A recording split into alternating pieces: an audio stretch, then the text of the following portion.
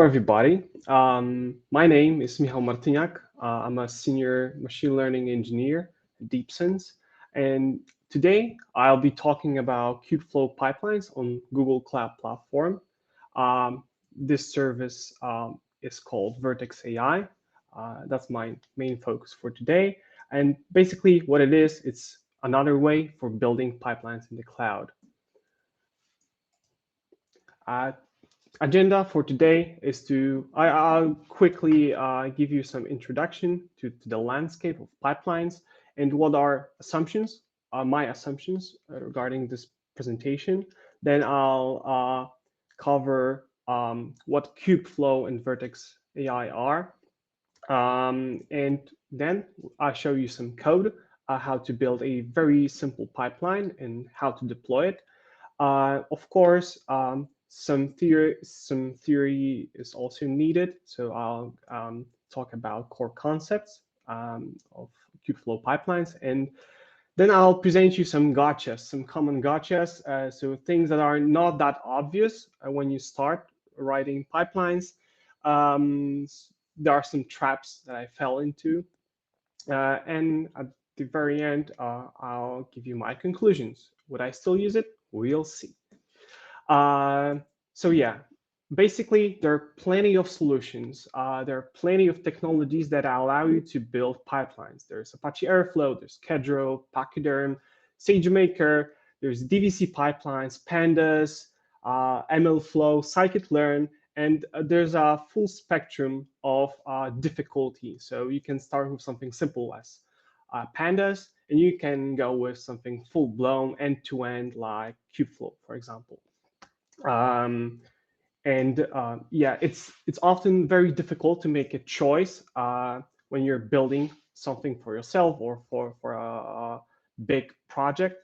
And my assumption for today is that I'll be not covering comparison of those technologies because it's too much.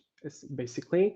And this talk will be a little bit technical. I'll show you some code, but don't worry, you don't need to be that familiar with cloud. It's not crucial to understand what's going on.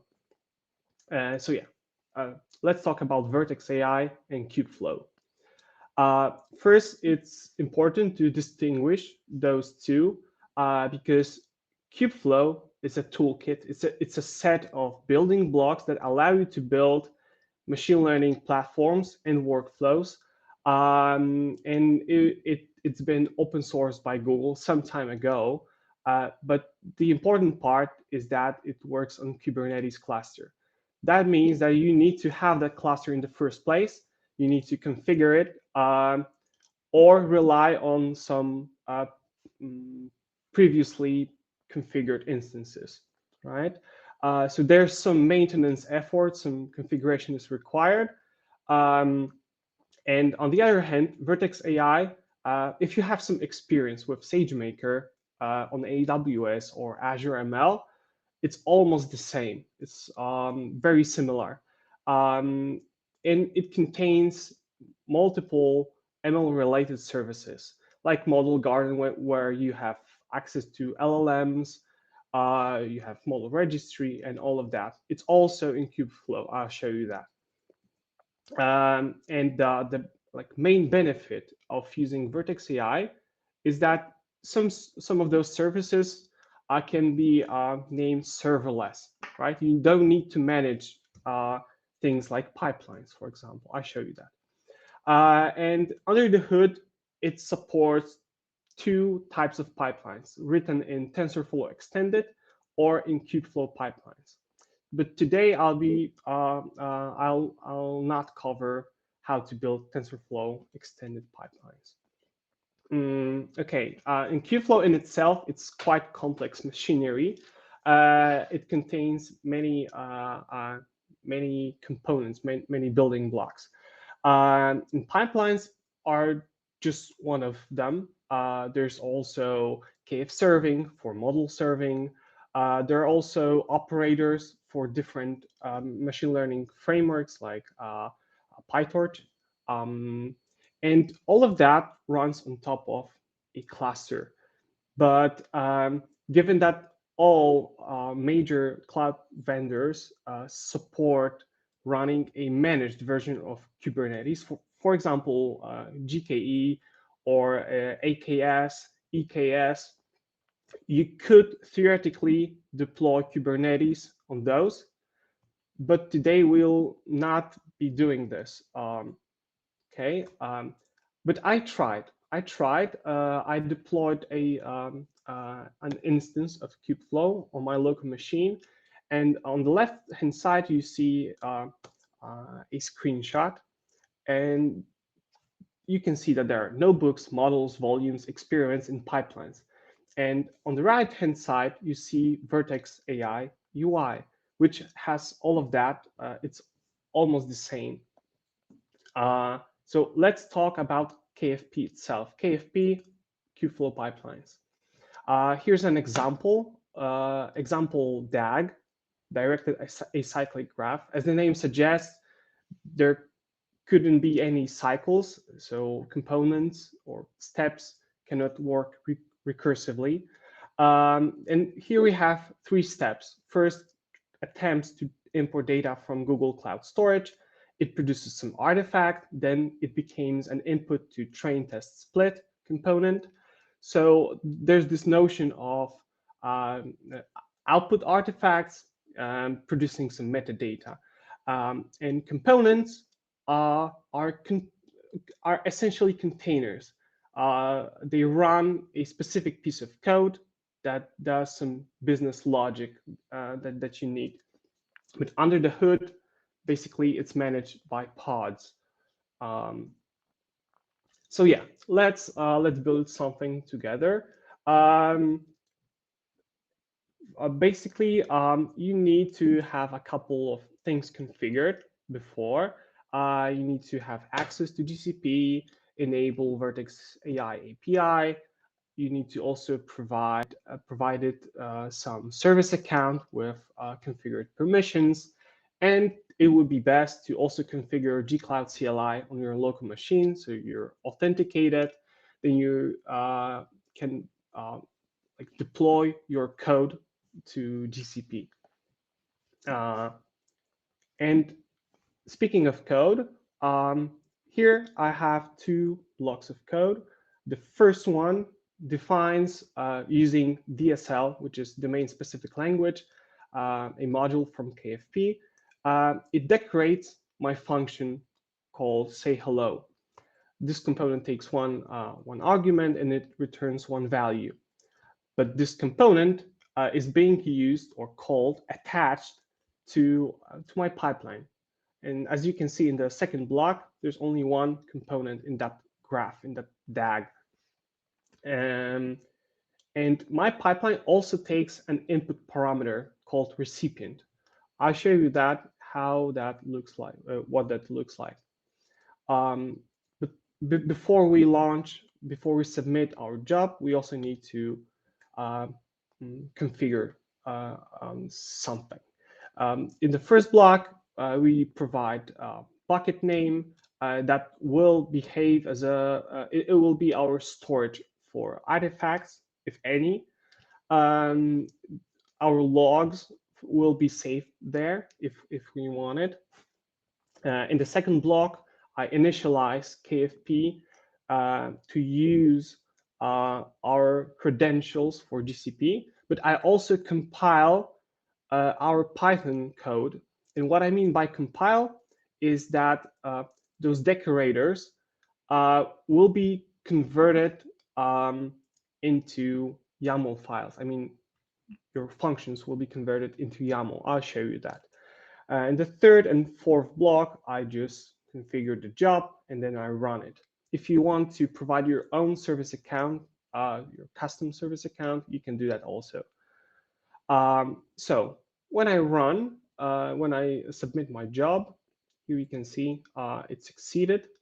First thing to note is that it took almost a minute. Of course, there will be some overhead since it's a container. Your job can be pending. Below that, you see that I provided one input parameter, deepsense AI, and we have the output visible there. And I mentioned about compilation. This is what compilation looks like. Basically, it's a long, huge YAML file sometimes, and it contains all of the information required to deploy your component or pipeline without having access to the code itself. So here we have definition of input and output artifacts, the command that's being run in our container, and also the code itself. And components, what are those? Basically, when we have our component compiled, we can reuse it. We can share it with other people without actually sharing the source code like explicitly. The source code is always there, but when it's not that relevant, you don't need to show it. And here we just load our component from text. There's also an option to load it from URL. But the good practice is to store components in artifact registry. And here I'm showing you how you can do that with GCP. Yeah, but basically there are plenty of components defined already on the internet on GitHub. Google provides their own components. For example, when you want to expose an endpoint or upload something to model registry, it's all already there. You don't need to reinvent the wheel. And if you have a pipeline already deployed, you can clone it, change the parameters. It's very convenient for users that are not that technical but have access to your GCP account. So it behaves. It's kind of like a template. There's also a way to schedule your pipeline. Previously, I mean, in the past, it was a little bit tricky because you had to create a cloud function in GCP. You had to define rules when to trigger your pipeline. Now it's built in. All of that is visible in their UI. I really, really like it. Next thing, you probably want to train your models, right?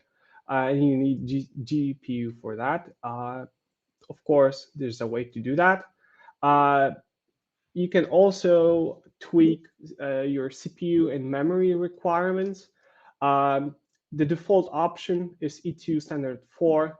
It's more than sufficient for all of the use cases, even too much.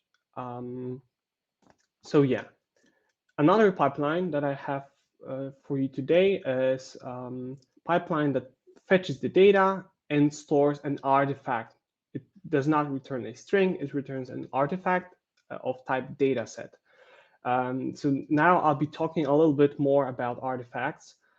This pipeline contains, defines two components inside, in line 9 and in 12, you can see. And at the very top of the screenshot, you also see that it runs on Python 3.7. That's the default, but you can change that. Here's how to change that. In line 9, I provide my own base image. There's also a way to generate a Docker file from your component using KFP CLI, so command line, and that's line 10. And in all of real use case scenarios, you would like to install your own packages. Here's how to do that. Important part is that you cannot put import statements outside of that function. all of the logic needs to be contained within your function. So that's why I have lines 20 and 21. In line 17 and 18, I also specify input and output artifacts. And those are special types, and I have access to path attribute, which is auto-generated. It's a path on GCS, on Google Cloud Storage, in a bucket. So every time I run my experiment, it's in a different location, slightly different. We also have special type model, which allows you to basically store some metadata. You can put your metrics here, a result of training your model, right? There's also Markdown artifact.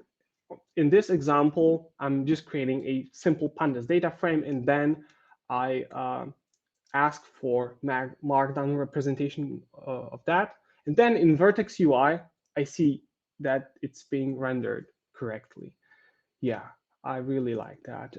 Another one is HTML. So every time you want something interactive, when you build stuff using Plotly or Plotly. In this example, I have 3 scatter plot that I can move around, zoom in, zoom out. It's really, really helpful for non-technical people that don't want to run Python code.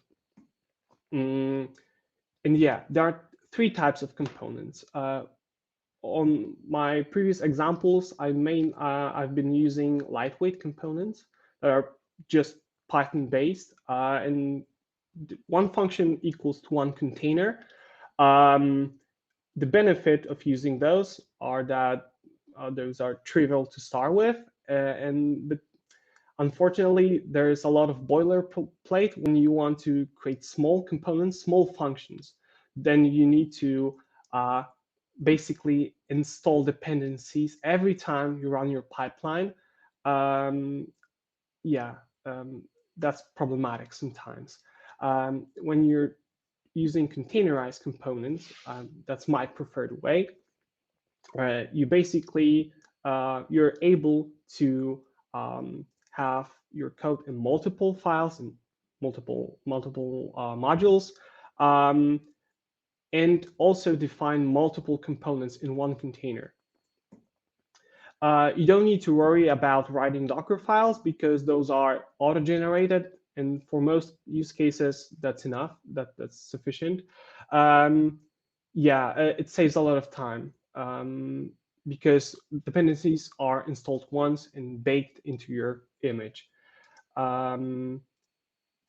Small downside is that you need to re-upload your image to a registry, but usually it takes a few seconds.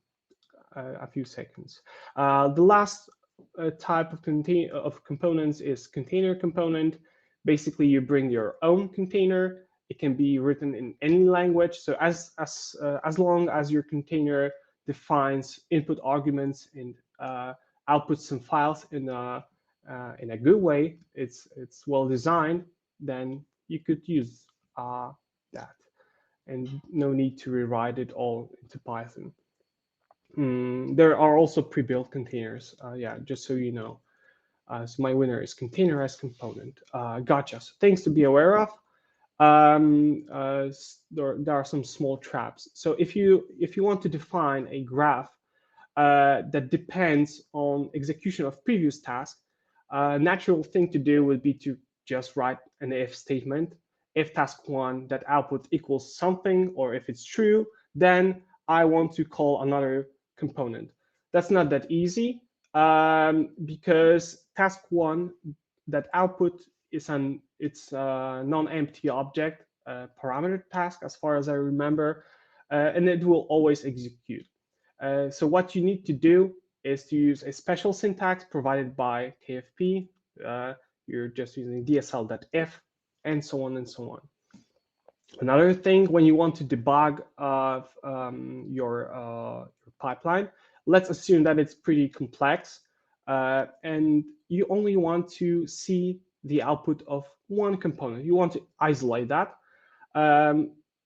normally you would experience long feedback loop, but here's how to do it. That's a workaround that allows you to call Python function directly, so it unwraps that decorator previously defined. But you need to remember to always provide placeholders not only for inputs but also for outputs.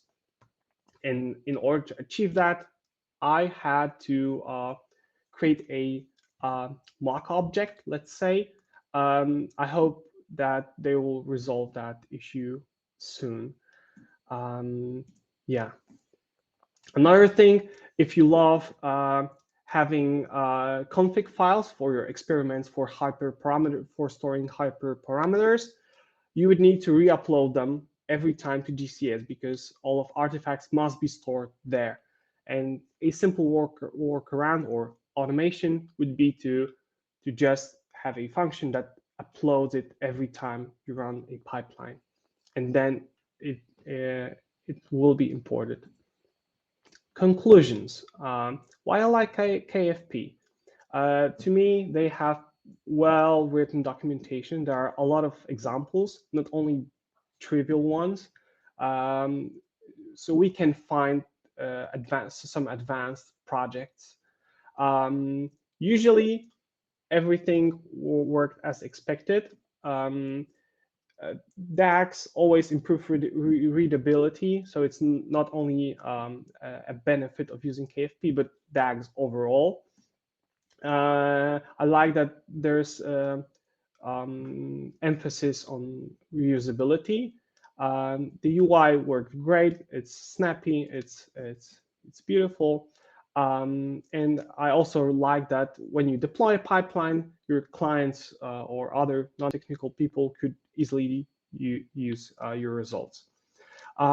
Things that I didn't really like, that for some cases, for some use cases, KFP is an overkill. It introduces long feedback loops. You need to learn it, how that framework works, and there are other methods to achieve the same results. Errors sometimes are unclear, but it's not something that couldn't be, resolved. And that's it. Thank you. Thank you so much.